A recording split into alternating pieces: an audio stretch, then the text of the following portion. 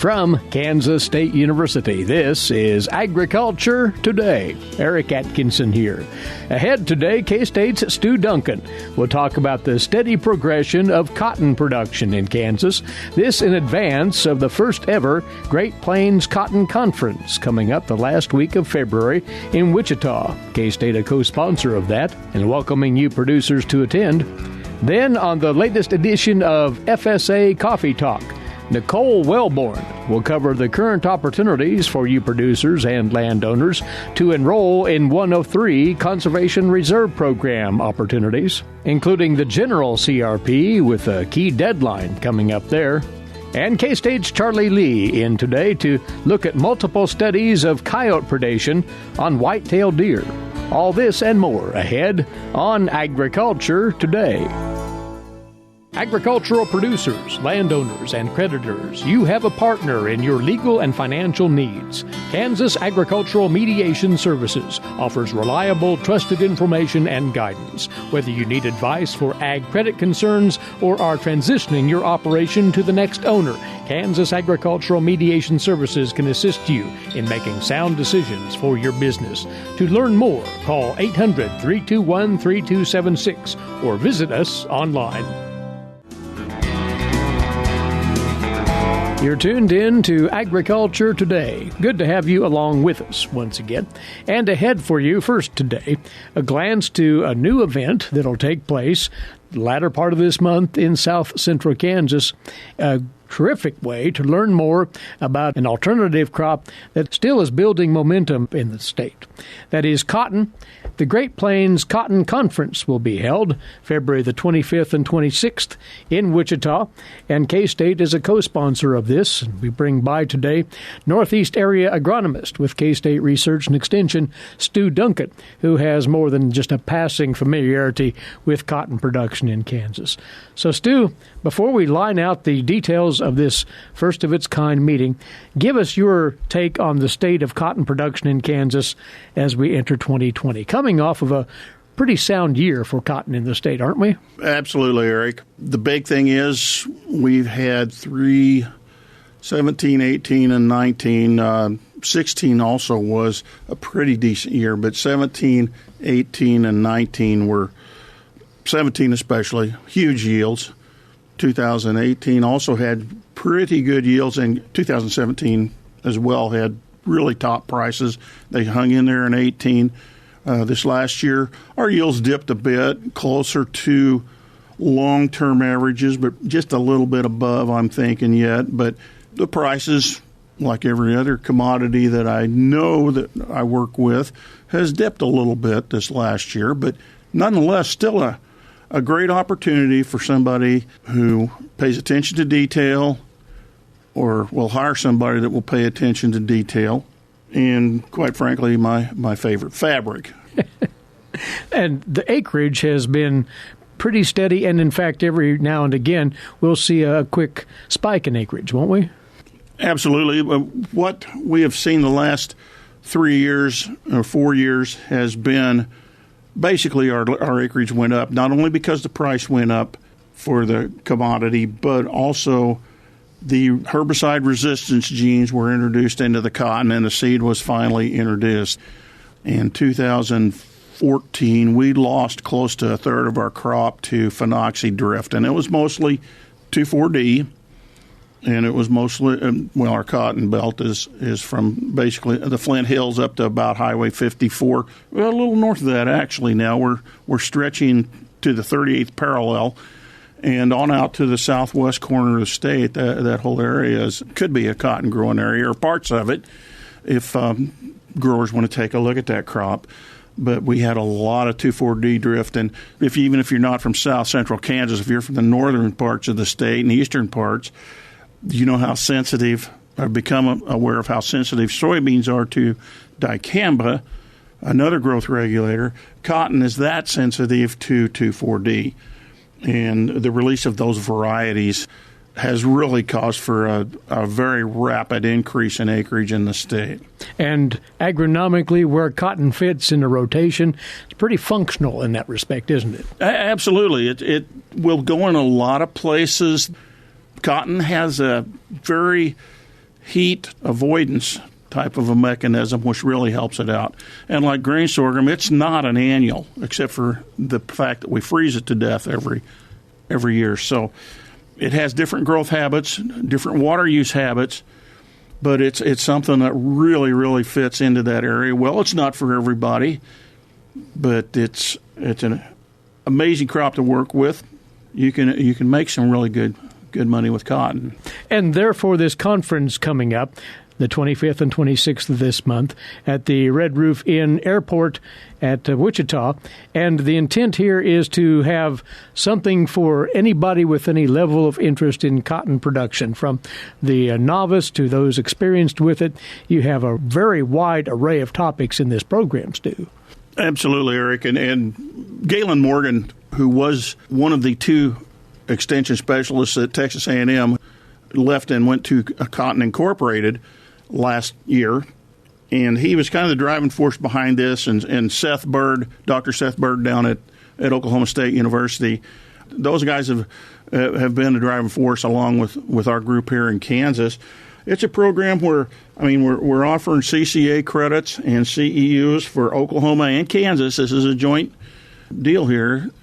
We'll have a short dicamba training, and you and I both know that's something we got to do every year now. And then we'll start in with some basic growth and development early in the season, and that's so key for us. As we, like I said, we've had a successful cotton crop up near Great Bend. We intended to have a planting. Well, we did have a planting date study there last year, but after 7 inches of rain and stuff underwater, we had a soybean field after that. But regardless, just that basic growth development, getting it out of the ground fast, getting it to where it needs to go, because cotton is very unique for those that are even just a little bit familiar with it. Each one of those bolls will develop on its own calendar. And if you lose one below or above, it really doesn't speed anything else up. But that's one of the reasons we went so far north, and I really, really want to get at this year too, is that we follow a growing heat unit calendar up to when we hit reproductive stages, which is depending on your plant date, but it's roughly the middle of July. And you can just map it almost to within a couple of days when it's going to start.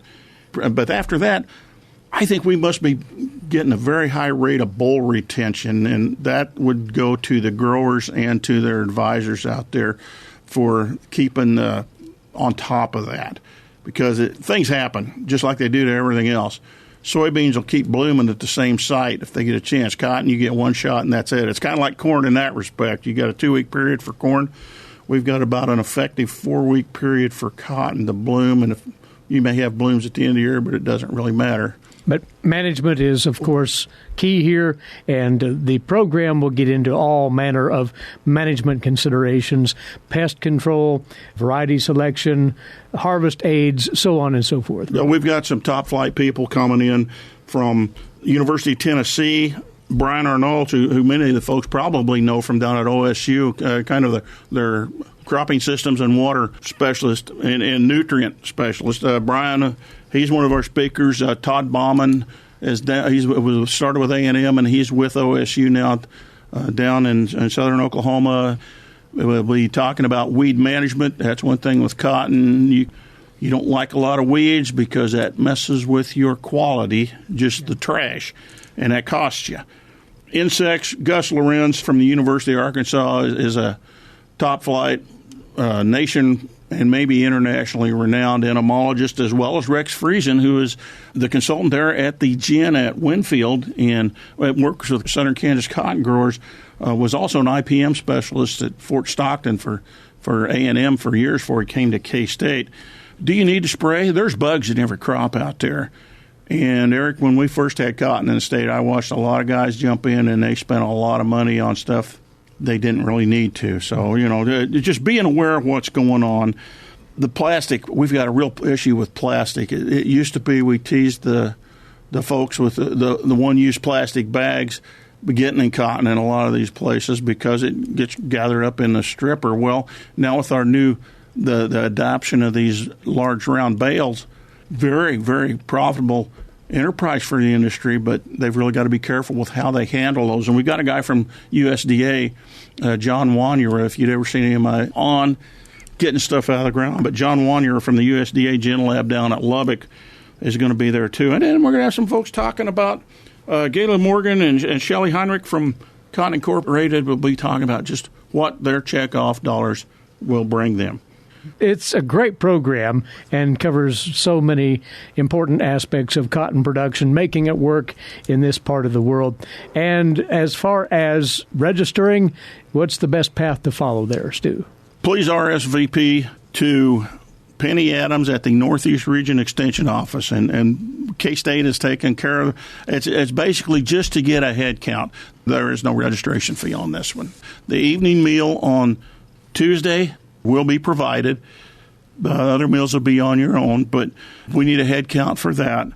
And Penny's phone number is 785-532-5833, or you can email her at padams, and this is all lowercase, at ksu.edu.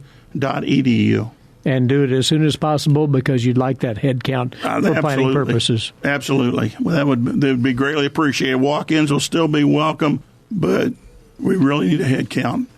Well, this is going to be an outstanding opportunity coming to learn everything and anything that you possibly would want to know about cotton production in Kansas and the Central Plains. This is called the Great Plains Cotton Conference. K-State is one of the three co-sponsors along with Oklahoma State University and Cotton Incorporated. Be sure to check out this event. And, Stu, good luck with it. Thanks for giving us the full rundown on it right here. Thank you, Eric. Stu Duncan with us, Northeast Kansas area agronomist, K-State Research and Extension. This conference is set for Tuesday and Wednesday, the 25th and 26th of February. The location, the Red Roof Inn near the airport at Wichita. To register in advance, call 785-532-5833, 785-532-5833. You can also inquire, if you'd rather, through your local Extension agricultural agent. We'll be back with more on this Agriculture Today. Kansas farmers and ranchers are helping feed your family in the world. The largest contributor to the Kansas economy is beef cattle. How do you get that juicy steak on your plate? In order for you to enjoy your tasty meal, it requires the hard work of the producers, marketers, advertisers, processors, inspectors, transporters, packers, and consumers. So thank all these people and sit back, relax, and enjoy your tasty meal. We're back now on this Agriculture Today. We've set up a special series to keep you fully informed of news and valuable information out of your Farm Service Agency state headquarters for Kansas. Every other Tuesday right here, we're calling it FSA Coffee Talk. And alongside this time around, an agricultural program specialist with the Kansas FSA, Nicole Welborn, to fill us in on important conservation program matters of interest, including deadlines forthcoming that you producers need to know about. Good to have you here, Nicole. Nice to be here. So we will talk initially here, Conservation Reserve Program. For there are a number of deadlines producers need to have in mind, but one is coming up with some rapidity right now, isn't it? Yes, urgency. Right. Yes. The CRP general sign-up deadline is February 28th, so it's fast approaching at the end of the month. This is the first general CRP sign-up for some time, isn't it? Correct. To remind Since 2015. Mm-hmm. And so what are the particulars on producers participating? What parameters have to be satisfied to qualify for that general sign-up? Sure. The general sign-up is for acreages that are whole fields or larger acreages that will be wholly grass. They must meet an environmental index of points. They are competitively based, so you make an offer in the CRP of a whole field, and then a national office ranks those and determines nationally whether or not your acreage or your offer was accepted. But again, the emphasis is on environmental benefits. Correct. Water quality, soil conservation, etc. Wildlife, yep. Once the applications are submitted, national office ranks them nationally. There's one cost factor that they figure in once all of the offers are made. So there's points that go along with those offers, and then there will be additional points added based on all of the offers after ranking. And then National Office will produce the accepted list and send it out to states, and those states will then send it out to counties, and counties can start getting those producers in there to develop CPOs and within RCS and get out on the acreage and start planning what they're going to do with it. So. And on a competitive bid basis once again, as Correct. it has been in the past. Correct. Mm-hmm. So anybody that has any questions about applying for the general sign-up needs to be stopping by their FSA office pronto, don't they, to get those clarified. Absolutely. The deadline for applying is February 28th for the general CRP. Keeping in mind there is the continuous Conservation Reserve Program sign-up. It's perpetually there, but there is a deadline further out in as far as those who have expiring CRP acres to take part in that, you say? Correct. Anyone with expiring acres on September 30th of 2020 have until August 21st to get into their FSA office and make their offer on those acres. It would also include any acres that were expired in 2017, 2018, or 2019 that would qualify. There's some criteria that must qualify, but I would encourage anyone who had a contract that expired in 2017, 18, or 19 to inquire their county office whether or not they would be eligible to participate in this particular continuous sign-up. It's for 2020 only. But again, it's been made retroactive to those which expired the past couple of years or so. So if a producer hasn't taken action otherwise with that land, they could well qualify for the continuous once more. Absolutely. So you've got time to think about that. Yeah. But you'd like folks, again, not to put that off too long, Nicole. Correct. We've got a lot of busy county offices out there with several sign-ups going on. And still on the CRP topic, there's a grasslands sign-up scheduled for mid-March. Now, how does that differ from either the continuous or the general CRP? The CRP Grasslands is one more mechanism of CRP. It's what they call a working lands program, so it has a built-in opportunity for haying and grazing. It also could possibly include non-cropland acres, of which both general and continuous, there's a cropland requirement. So the grasslands sign-up has a non-cropland component to it and a working lands component. So part of the CPO development or the conservation plan development on CRP grasslands contracts has haying and grazing built into it. So it's what they call a working lands program. It kind of gives you some flexibility to do a little bit more with your acreage if you are cattle or other livestock farmer rancher. As far as qualifying for that, though, it's a different set of criteria than either the general or continuous CRP. Correct. So you need to touch base with FSA personnel as well to sort through all of that. Right. Mm-hmm. And that's set for mid-March with a time frame of how long? There's a tentative schedule for, it begins mid-March, March 15th, I believe, through May 16th. And Monday through a Friday. So, and then they would have that sign up. CRP Grasslands is also a ranking process, but it's based on different criteria. But they are scheduling one mid-March to mid-May. That's a short time. So yes. Producers should be, and landowners should be inquiring about that as soon as possible. Correct, if that's something they're interested in, yes. Now, we've been talking about expiring or expired CRP acres that might be eligible for these sign-ups. We're looking at quite a bit of acreage that would fall under that heading, are we not? Absolutely. In Kansas for 2020, on September 30th of 2020, we have almost 520,000 acres expiring in Kansas. And then this retroactive opportunity that we spoke about earlier, there's about 270,000 acres that would have expired under there that could potentially be available for these sign-ups. And you say that almost half of those acres have been offered for re-enrollment? Correct. Kansas's current enrollment figures for both general and continuous CRP sign-ups as of today are just over 361,000 acres offered. So that's about 45% of the expired or expiring acres have been offered for re-enrollment so far in Kansas. For the other 55%, the opportunity remains for re-upping in the CRP in one of these three alternatives.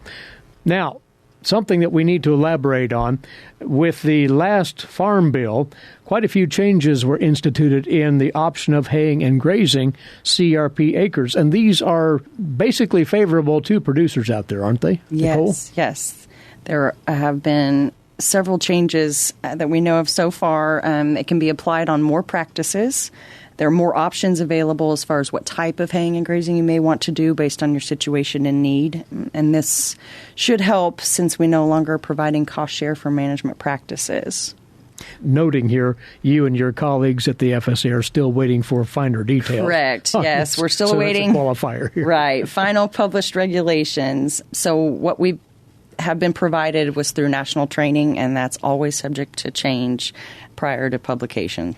But the basic idea is still intact. And there are two categories of haying and grazing that will be considered here? Correct. There's emergency haying and grazing, which is utilized in a county based on certain criteria such as drought or forage loss. The county office would monitor those conditions and announce when and if the county is eligible for emergency haying and grazing. With emergency haying and grazing, there's no payment reduction. And that's the big difference compared to the previous, where there was a payment reduction attached to emergency haying and grazing. That's no longer. Correct. In some instances, right, there was a payment reduction. Now there is no payment reduction on emergency at all. And non-emergency haying and grazing is operated how? Non-emergency haying and grazing is you have the opportunity either at the installation of the practice or the beginning of the contract to schedule that into your conservation plan through, regular term in your contract, or potentially if you decided at some point in time through the contract that you wanted to do that, you could plan that. But it's based on an application. You apply for it, and if your site conditions allow it, then you can apply for that and be approved and obtain a modified conservation plan for that. Most emergency non-haying and grazing will require a payment reduction.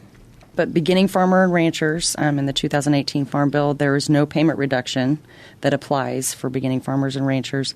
And the beginning and farmer or rancher designation would be anyone that has been in farming for 10 years or less. And then they can also potentially hay and graze more frequently if the site conditions allow it. So once more, the haying and grazing alternatives have been relaxed from years past, but there are still stipulations that have to be observed, correct? Yes. I would encourage, you to visit your county office, but you cannot hay or graze until the practice is established. You, like I said, must apply for it and obtain a modified conservation plan before starting any activities on the acreage. You cannot hay and graze it if an easement or other restrictions apply. It cannot be hayed or grazed the same acreage in the same year. It must be set back 20 feet from water bodies. Cannot provide supplemental feeding while you're doing managed haying or grazing. And producers must acknowledge that if the practice fails, they must reestablish that cover at their own expense. And the activity cannot adversely affect the primary purpose and performance of the practice. So there are still rules. Yes. However, the haying and grazing option, it may seem a little more favorable and friendly to the producer with these new changes in the Farm Bill. Once more, though, remember the most immediate deadline. That is, if you have interest in the General Conservation Reserve Program sign-up, the application deadline is Friday, February the 28th. That is 2 weeks from this coming Friday. So get on that right away if that is your inclination. Nicole, a pleasure. We'll have you back again later on down the line and talk more about conservation and other USDA programs. Appreciate it. Thank you, Eric. She is an agricultural program specialist with the Farm Service Agency, state headquarters for Kansas, based here in Manhattan. That's Nicole Welborn, and that's been the latest FSA Coffee Talk on Agriculture Today. Did you know every Kansas farmer feeds 128-plus people? Kansas farmers are hard workers, dependable, authentic, and sensitive. Not only do farmers put food on your table, but they put clothes on your back and fuel in your car. For more information about Kansas farmers, visit K-State Research and Extension online or stop by your local Extension office. This message has been brought to you by the K-State Animal Sciences Leadership Academy participants. Now in our 96th year of broadcast service to agriculture, this is the K-State Radio Network and Agriculture Today. Eric Atkinson here. Next up, today's agricultural news headlines, courtesy in part of DTN. The White House released President Trump's budget proposal for fiscal year 2021 yesterday. It proposes many of the same cuts that the Trump administration has proposed for the USDA and agricultural programs in past years. Collectively, the budget plan calls for reducing spending on crop insurance and other farm programs by an average of roughly $4.3 billion per year, or $42.3 billion over 10 years. The budget also calls for major changes to food aid programs that would reduce those programs by $181 billion over 10 years. Now, in discretionary spending at the USDA, this budget is calling for $2.18 billion in fiscal year 21. That's a $1.9 billion decrease from the 2020 spending levels. And the White House released several details touting spending in rural America, such as a $690 million loan program that is for loans in rural broadband deployment and funding for rural utilities. The budget also calls for $600 million in the Agricultural and Food Research Initiative at USDA. That would be a $175 million boost from 2020 levels. Now, Congress, which determines actual expenditures through appropriations bills, is expected to reject most of these proposals, as it has in past years. But for the record, the budget also proposes to reduce crop insurance subsidies as one of the biggest chunks of savings in the USDA spending over the next decade. Again, the White House calling for reducing the average percentage of a crop insurance premium subsidy from 62% to 48%. The plan would reduce federal spending on crop insurance by $25 billion over 10 years. The White House is citing Government Accountability Office data, stating that such a change would impact a farmer's per acre production costs between 1% and 2%.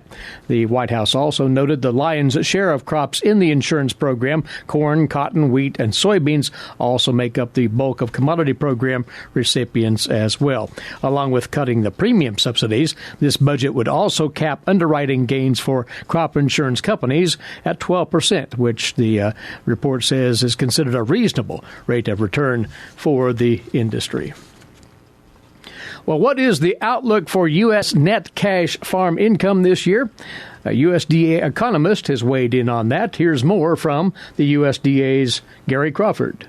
As you may have heard, Agriculture Department analysts have made their first farm income forecast for 2020. And for net cash income for the U.S.? We're actually looking at about a 9% decrease, down to $109.6 billion. Senior USDA economist Ashley Hungerford says it's not because of a drop in sales receipts for crops and livestock. Quite the contrary. USDA has cash coming in for all commodities, up $2.7 billion from 2019. So why is overall net cash income for farmers projected down? First, an $8.7 billion decline expected in government payments to farmers. Second, an expected 3% hike in total production costs. First increase in several years. Because farmers have been tightening their belts for several years, but what we see for 2020 is expenses outweighing that belt tightening. Possible result, a 2.3% increase in farm debt, a debt Hungerford says if you adjust it for inflation. We haven't seen levels like this since 1982. In Washington, Gary Crawford for the U.S. Department of Agriculture.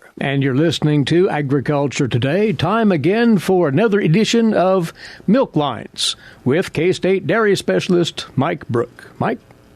Today I want to visit with our Kansas dairy farmers concerning protein production on their dairy farms.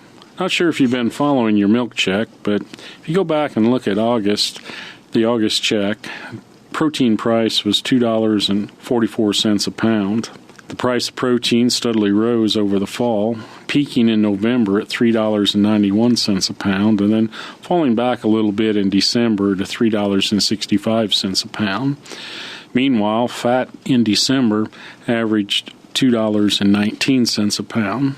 A lot of times we focus on what is the fat percentage, but as you look at what we're actually getting paid for and the increase in the value of protein, maybe we need to put our focus on protein, at least for the next few months, as we probably will see higher prices for protein than we will for fat. So let's think about this. If you have 100 cows in your herd and they're producing 85 pounds of milk, if the protein percentage changes by 0.1%, that's about 8.5 pounds more protein every day, or at the December price, about $31 extra per day in your pocket from your 100 dairy cows. If you have more than 100, you can do the math.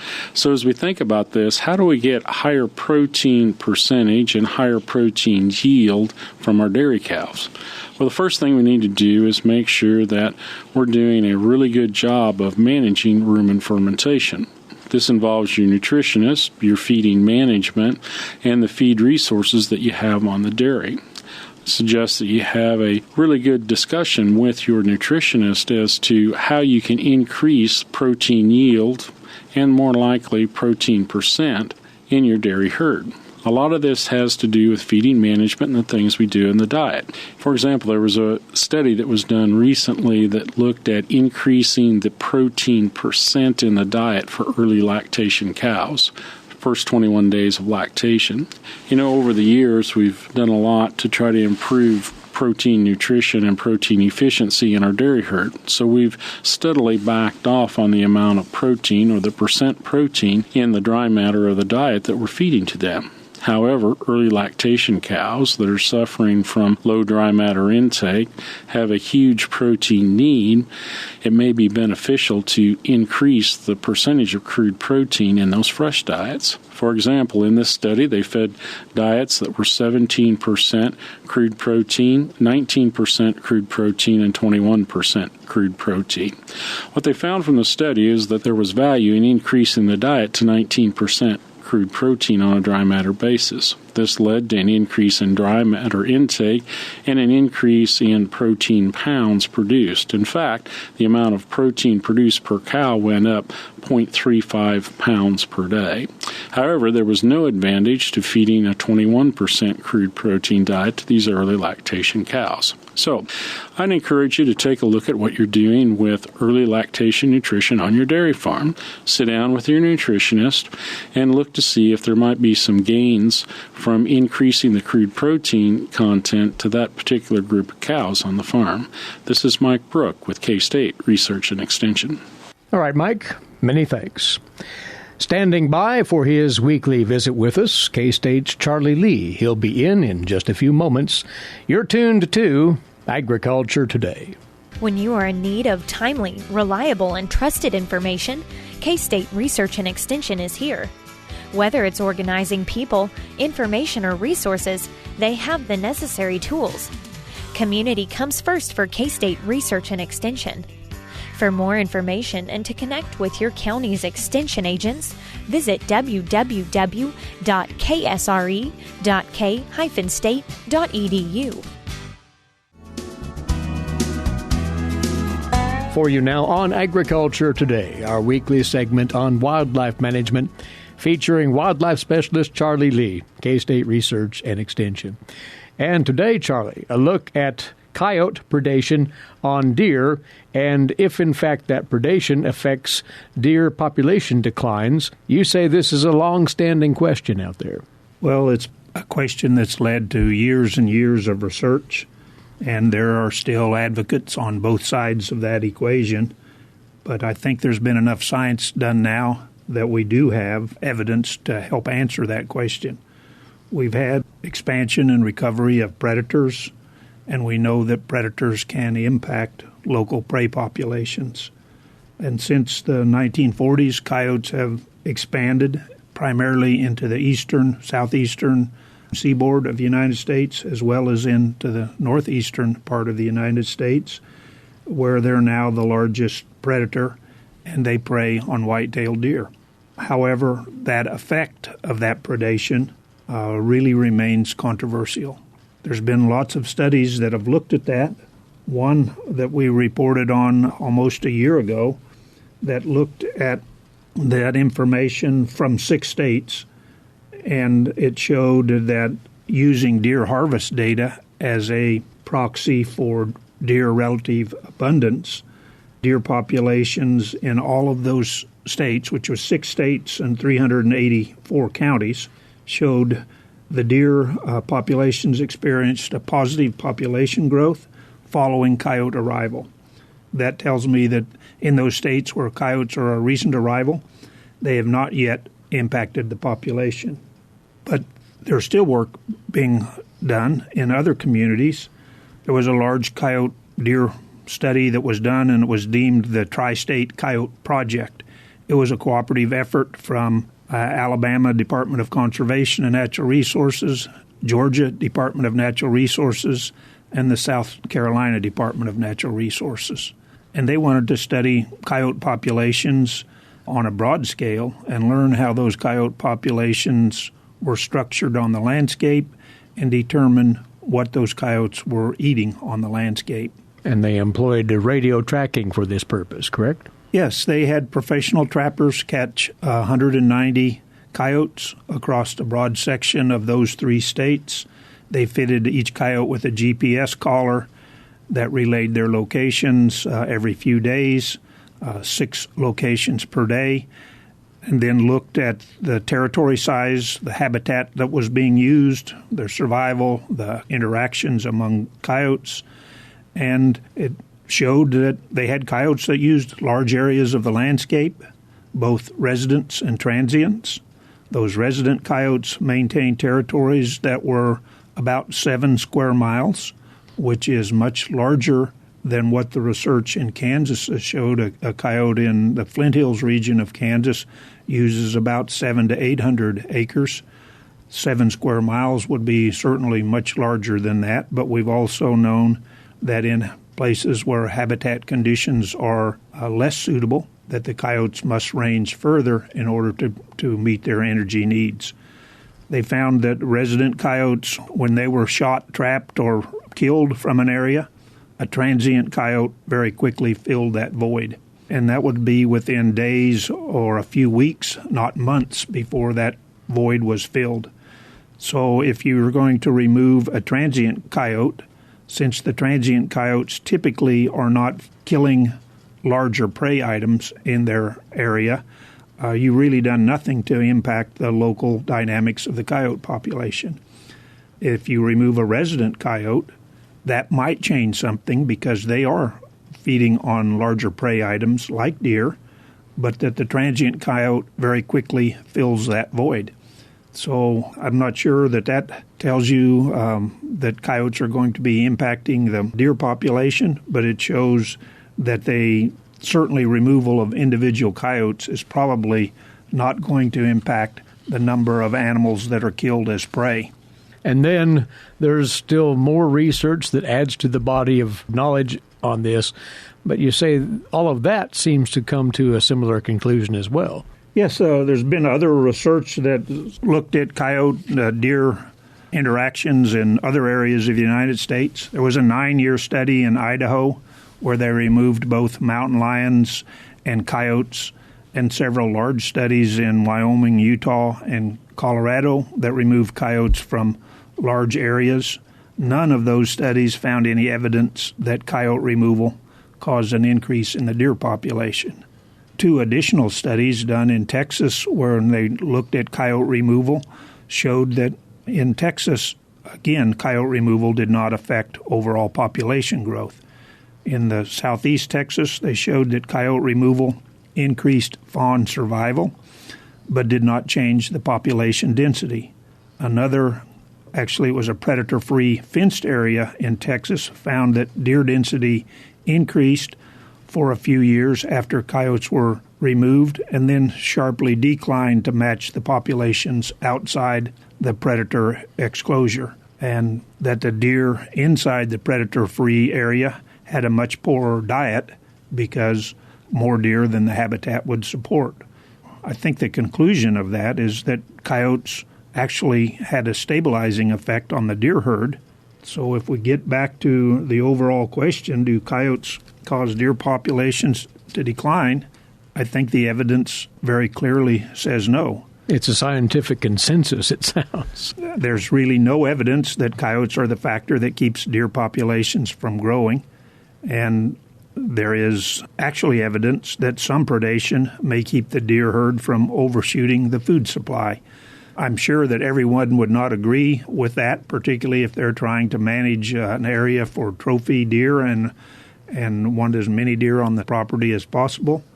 But I think the evidence very clearly shows that perhaps focus on habitat and predator management is something that plays a very small role in deer populations.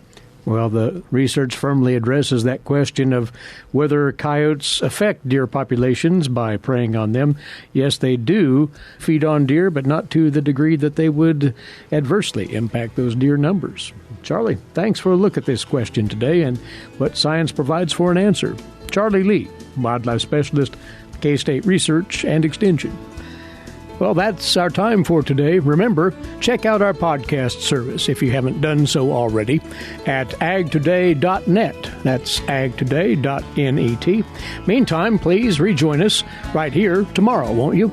Until then, Eric Atkinson for Agriculture Today over the K-State Radio Network.